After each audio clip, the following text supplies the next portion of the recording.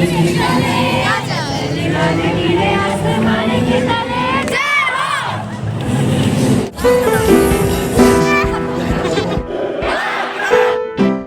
दोस्तों, मैं प्रिया आपका स्वागत करती हूँ हमारे यूट्यूब चैनल में। आज की इस वीडियो में मैं आपको दिखाने वाली हूँ हिंदुस्तान और पाकिस्तान का बॉर्डर, जहाँ पे रोज़ परेड हुआ करती है और लगभग 70 साल से भी ज़्यादा हो गए, मगर इस सेरेमनी का जोश वैसा का वैसा ही है जैसा इसके शुरुआती दिनों में बताया जाता है।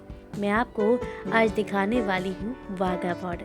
तो चलिए ब्लॉग को शुरू करते हैं और बताते हैं कि आप यहाँ पे कैसे पहुँच सकते हो। तो हमने ली थी गाजियाबाद से छत्तीसगढ़ एक्सप्रेस, जो कि दिल्ली से होते हुए आती है, और सुबह के 7 बजे इसने हमें यहाँ पे यानी अमृतसर में छोड़ दिया। और वहाँ से आसपास की जगहों पे घूमने के बाद हमने एक ऑटो बुक किया, जिसने हमें 70 रुपीज़ पर पर्सन में वाघा बॉर्डर छोड़ने का वादा किया। इसके बीच में उन्होंने हमें लाल माता का मंदिर भी दिखाया। तो चलिए सफर को शुरू करते हैं।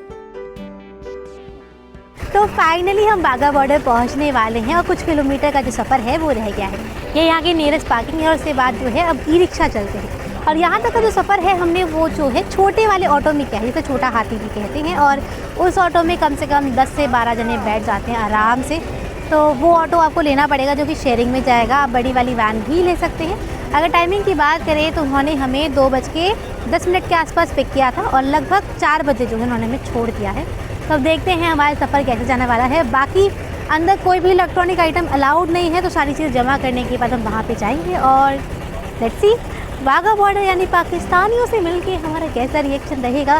क्या हमें डांस करने को मिलेगा या फिर कुछ और है जो आज किस्मत में लिखा है, जैसे कि चोटें लगना, जैसे कि मेरे को लगती जा रही है। तो देखते हैं और चलते हैं पहले Wagah border. By the way यहाँ पे डबल टेकर बस भी चलती है, जो कि 300 रुपीज़ में आपका आना जाना करवा देगी। मगर हमने ऑटो लिया था जो कि आना जाना जो है वो 70 में कर रहा था। जिस स्टॉप पे ऑटो वाले ने हमें रोका वहाँ से कुछ किलोमीटर दूर था वाघा बॉर्डर, तो हमने वहाँ से एक रिक्शा लिया क्योंकि हमारे पास टाइम की थोड़ी कमी थी। और रिक्शे ने जो है हमें 20 रुपीज़ पर पर्सन में बॉर्डर के पास तक छोड़ दिया। कैसा लग रहा है? अभी तो हमारे अंदर बिल्कुल एनर्जी नहीं है, बट आई एम श्योर वहाँ पहुँचते ही हमारे अंदर इंडियन एनर्जी आ जाएगी। जय माता दी। पूरे जय माता दी, जय भारत, जय भारत। ये देखिए यूनिक बस। गाइस हमें यहाँ पे यूनिक बस दिखाई दी है। ये डबल टेकर है, ऊपर से पूरी खाली है और हम इसमें बैठेंगे, आपको दिखाएंगे ज़रूर अगले जन्म में। तो आइए चलते हैं। अंदर जाने से पहले हमारी चेकिंग हुई और उसके लिए बहुत लंबी लाइन तो नहीं थी, बट हाँ थोड़ा सा इशू तो हमें हुआ। और अंदर जाके हमें पता चला कि यहाँ की जो बुकिंग है वो पहले ही करानी पड़ती है। अगर आपको यहाँ पे बॉर्डर के पास वाली सीट चाहिए तो उसके लिए आपको 2 से 3 दिन पहले बुकिंग करानी पड़ेगी। हमारे साथ यहाँ पे आने के बाद 2 स्कैम हो चुके थे। पहला ये कि ऑटो वाले ने बोला था कि हमने आपकी बुकिंग की है, अगर बुकिंग नहीं होगी तो आपको एंट्री नहीं मिलेगी।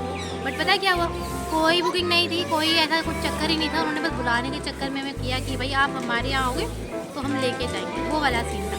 बाकी यहाँ की मैं थोड़ी सी तारीफ करना चाहती हूँ। हमें अंकल रखे हुए फ्रेंच फ्राइज को दोबारा तल के दे रहे थे, जिनकी हालत बहुत ख़राब थी। तो अगर आपको अच्छा लगे तो ही खाना, वरना जमाल घोटा इज़ बेटर देन ईटिंग। अच्छा खाना। अब हम आ चुके हैं वाघा बॉर्डर पे and as you can see this is the biggest flag और गेट भी दिख रहा है। बाकी आगे चल के आपको दिखाते हैं। वैसे क्या आपको पता है इस जगह को वाघा अटारी बॉर्डर क्यों कहा जाता है? क्योंकि जो वाघा है वो पाकिस्तान का सबसे पास वाला गांव है इस बॉर्डर के, और जो अटारी है वो सबसे पास वाला गांव है इस बॉर्डर के, जो कि हिंदुस्तान में आता है। तो दोनों जगहों का वाघा और अटारी मिला के इस बॉर्डर का नाम वाघा अटारी बॉर्डर रखा गया है।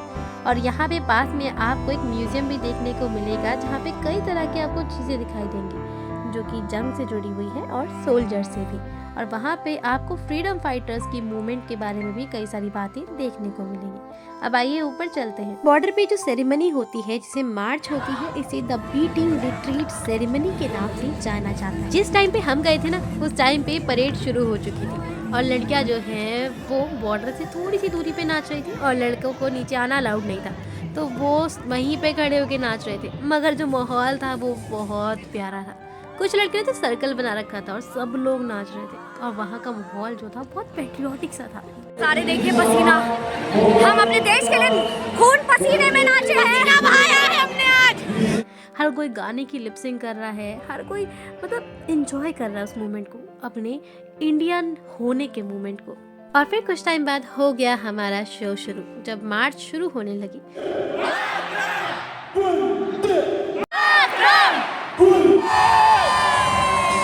और फिर हो गई मार्च शुरू।